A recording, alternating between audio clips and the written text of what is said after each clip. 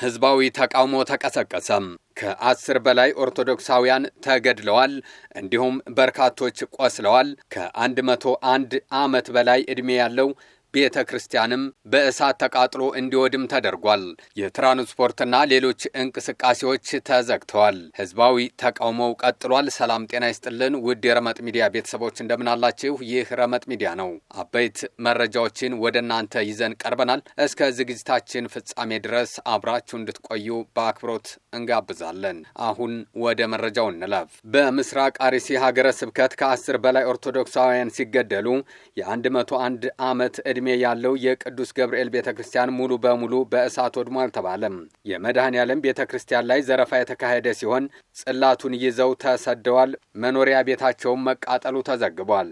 ፋስት መረጃ የማህበራዊ ሚዲያ ገጽ እንደዘገበው ከግንቦት 23 ቀን 2018 ዓ.ም ጀምሮ በምስራቅ አርሲ ሀገረ ስብከት አሰኮ ወረዳ ጠላታ ጫፋ ቀበሌና ካራ ኩፍቴና በሚባሉ አካባቢዎች በኦርቶዶክሳውያን ላይ ያነጣጠረ አሰቃቂ ግድያ እየተፈጸመ ነው።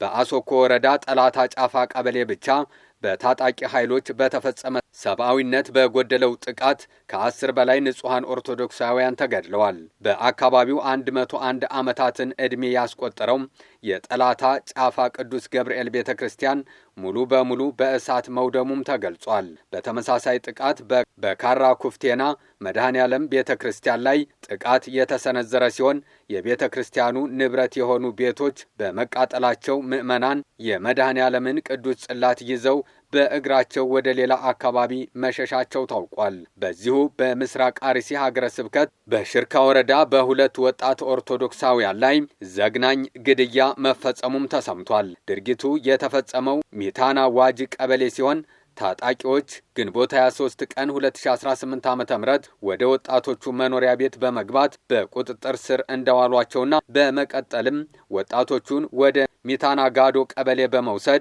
አንደኛውን በስለት አርደው ሁለተኛውን ደግሞ በጥይት በመምታት በጭካኔ ሕይወታቸውን እንዳሳለፉት ተገልጿል። ሕይወታቸውን ያጡ የእነዚህ ወጣቶች ስርዓተ ቀብር ግንቦት 24 ቀን 2018 ዓ.ም በጋዶ ማህደረ ስብሃት ቅድስት ማርያም ቤተክርስቲያን ምዕመናንና ቤተሰብ በተገኙበት በአንድ መቃብር ተፈጽሟል።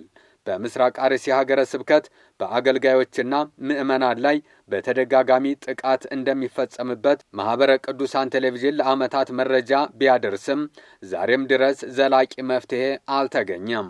ነዋሪዎችና ፖሊስ ወደ ግጭት ውስጥ ገብተዋል። የትራንስፖርትና ሌሎች እንቅስቃሴዎች ተዘግተዋል። በኬንያ የአሜሪካ የኢቦላ ማቆያ ማዕከል ሊገነባ ነው መባሉን ህዝባዊ ተቃውሞ አስነስቷል። በኬንያ ላይኪፒያ ግዛት ናኙኪ ከተማ የአሜሪካ መንግስት ሊገነባው ባቀደው የኢቦላ መከላከያ ማቆያ ማዕከል ላይ የአካባቢው ነዋሪዎች ሰኞ ዕለት ከፍተኛ ህዝባዊ ተቃውሞ አድርገዋል።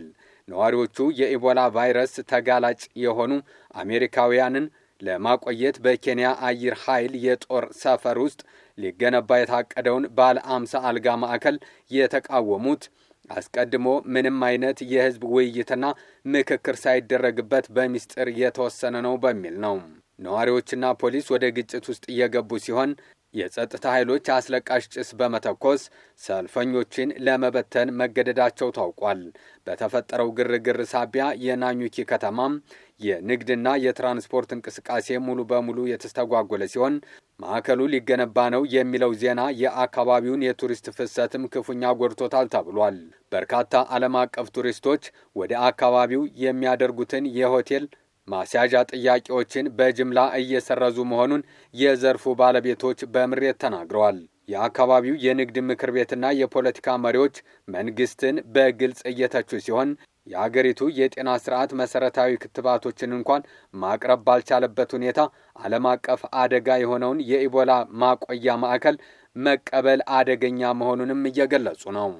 የጉድ አገር ገንፎ እያደር ይፋጃል እንዲሉም በህፃናት ላይ የተፈጸመ አሰቃቂ ድርጊት መረጃን በተመለከተ ወደ እናንተ እናደርሳለን። የገዛ የወንድሟን 4 ህፃናት ልጆች ቤት ዘግታ በጋዝ ያቃጠለችው ጨካኝ አክስት አስደንጋጭ ሁኔታም በጉራጌ ዞን ጫሃ ወረዳ የተፈጸመው ይህ ድርጊት መላውን ማህበረሰብ ያስደነገጠና እጅግ ልብ የሚሰብር ነው። ወይዘሮ ዓለም ቦንገር የተባለችው ግለሰብ በቂም በቀል ተነሳስታ ዳቦ ገዛላችኋለሁ በማለት ንጹሃን ህፃናትን አታላ ኩሽና ውስጥ ካስገባች በኋላ ቃጫ ጠቅልላባቸውና ጋዝ አርከፍክፋ እሳት ለኩሳባቸዋለች። በዚህ አሰቃቂ ጭካኔ የ5 ዓመቷ ዲቦራና የ3 ዓመቱ ናትናኤል ህይወታቸው ሲያልፍ ሌሎች 2 ህፃናት ደግሞ ከባድ የአካልና የስነ ልቦና ጉዳት ደርሶባቸዋል ይላል መረጃው። የጎህ ማህበራዊ ሚዲያ ገጽ መረጃ እንደሚያመለክተው ወንጀለኛዋ ከህግ ተጠያቂነት ለማምለጥ የአእምሮ በሽተኛ ነኝ ለማለት ብትሞክርም ፍርድ ቤት ባደረገው የ2 ዓመት የህክምና ምርመራ ሙሉ ጤነኛ መሆኗን ተረጋግጦ በዕድሜ ልክ ጽኑ እስራት እንድትቀጣ የተወሰነባት መሆኑን መረጃው ያመለክታል። ውድ ቤተሰቦቻችን አብራችሁን ስለቆያችሁ ከልብ እናመሰግናለን። ሰብስክራይብ እያደረጋችሁ ቤተሰባዊ ግንኙነታችሁን አጠናክሩ። እንዲሁም ላይክና ሼር እያደረጋችሁ መረጃው ለሌሎችም እንዲዳረስ የበኩላችሁን አስተዋጽኦ እንድታበረክቱ በአክብሮት እንጠይቃለን። ጤና ይስጥልን።